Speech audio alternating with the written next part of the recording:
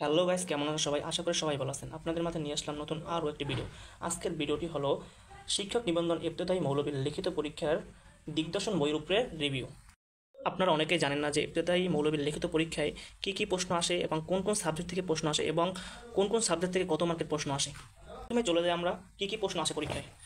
কোরআন থেকে প্রশ্ন আসে, 40 মার্কের প্রশ্নের উত্তর দিতে হবে। এখানে কোরআনের অনুবাদ লিখতে হবে, একটা ছোটো প্রশ্নের উত্তর দিতে হবে এবং তাহাকিক দিতে হবে 2টা। এরকম করে 4টা প্রশ্নের উত্তর দিতে হবে।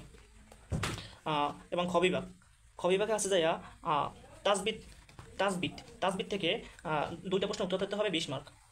এবং আরবি প্রথম পত্র সাহিত্যের একটা অনুবাদ লিখতে হবে এবং 2টা প্রশ্ন লিখতে হবে, এতে 20 মার্ক।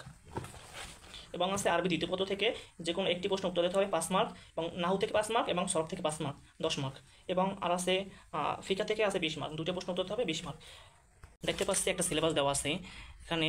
লিখিত পরীক্ষায় যে অধ্যায়গুলো সিলেবাসের অন্তর্ভুক্ত আছে এই অধ্যায়গুলো এখানে দেওয়া আছে।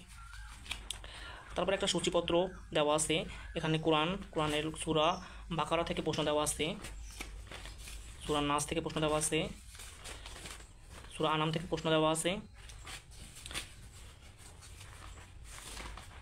সূরা তওবা থেকে প্রশ্ন দেওয়া আছে। এবং খ বিভাগ তাজবিদ, এই তাজবিদ থেকে প্রশ্ন দেওয়া আছে।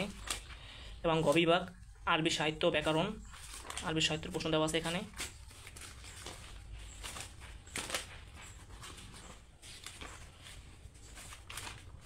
এবং ঘ বিভাগ ফিকার প্রশ্নগুলো দেওয়া আছে এখানে, এবং আরবি ব্যাকরণের প্রশ্নগুলো এখানে দেওয়া আছে। এটা গেল সূচিপত্র। এখন চলে যাই ভিতরে কি দেওয়া আছে এগুলো দেখবার জন্য। ভিতরে দেওয়া আছে যে আরবি থেকে প্রশ্ন দেওয়া আছে, যে আরবির কোরআনের আয়াতগুলো দেওয়া আছে এবং আয়াতের বঙ্গ অনুবাদগুলো দেওয়া আছে। এখানে তাহকিক দেওয়া আছে, ছোট প্রশ্নের উত্তরগুলো দেওয়া আছে। এই ভিতরে দেখতে পাচ্ছেন এরকম দেওয়া।